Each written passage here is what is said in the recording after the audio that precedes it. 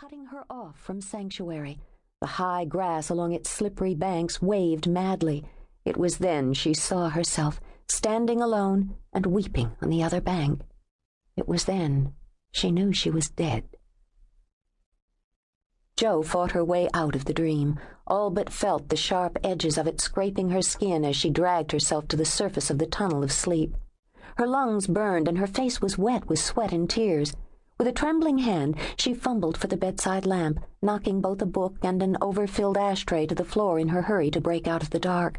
When the light shot on, she drew her knees up close to her chest, wrapped her arms around them, and rocked herself calm. It was just a dream, she told herself, just a bad dream. She was home, in her own bed, in her apartment, and miles from the island where Sanctuary stood.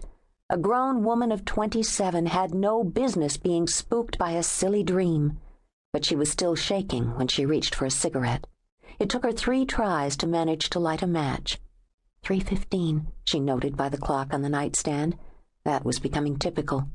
There was nothing worse than the 3 a.m. jitters.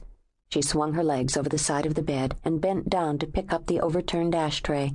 She told herself she'd clean up the mess in the morning. She sat there, her oversized T-shirt bunched over her thighs, and ordered herself to get a grip. She didn't know why her dreams were taking her back to the island of lost desire, and the home she'd escaped from at 18. But Jo figured any first-year psych student could translate the rest of the symbolism. The house was locked because she doubted anyone would welcome her back if she did return home. Just lately she'd given some thought to it, but had wondered if she'd lost the way back. And she was nearing the age her mother had been when she had left the island, disappeared, abandoning her husband and 3 children without a second glance. Had Annabelle ever dreamed of coming home, Jo wondered, and dreamed the door was locked to her?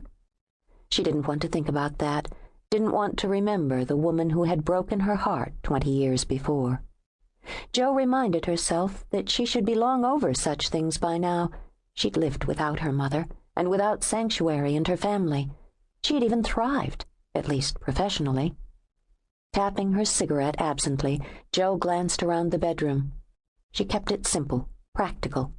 Though she'd traveled widely, there were few mementos, except the photographs.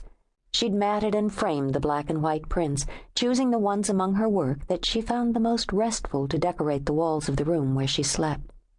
There, an empty park bench, the black wrought iron all fluid curves. And there, a single willow, its lacy leaves dripping low over a small glassy pool. A moonlit garden was a study in shadow and texture and contrasting shapes. The lonely beach with the sun just breaking the horizon tempted the viewer to step inside the photo and feel the sand rough underfoot. She'd hung that seascape only the week before, after returning from an assignment on the Outer Banks of North Carolina. Perhaps that was one reason she'd begun to think about home, Jo decided. She'd been very close. She could have traveled a bit south down to Georgia and ferried from the mainland to the island. There were no roads to Desire, no bridges spanning its sound. But she hadn't gone south. She'd completed her assignment and come back to Charlotte to bury herself in her work and her nightmares. She crushed out the cigarette and stood. There would be no more sleep, she knew, so she pulled on a pair of sweatpants. She would do some darkroom work, take her mind off things. It was probably the book deal that was making her nervous, she decided, as she padded out of the bedroom. It was a huge step in her career.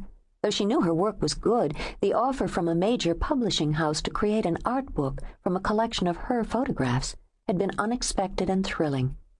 Natural Studies by Jo Ellen Hathaway, she thought, as she turned into the small galley kitchen to make coffee. No, that sounded like a science project. Glimpses of life? Pompous. She smiled a little, pushing back her smoky red hair and yawning. She should just take the pictures and leave the title selection to the experts. She knew when to step back and when to take a stand, after all. She'd been doing one or the other most of her life. Maybe she would send a copy of the book home. What would her family think of it? Would it end up gracing one of the coffee tables where an overnight guest could page through it and wonder if Jo Ellen Hathaway was related to the Hathaways who ran the inn at Sanctuary? Would her father even open it at all and see what she had learned to do? Or would he simply shrug, leave it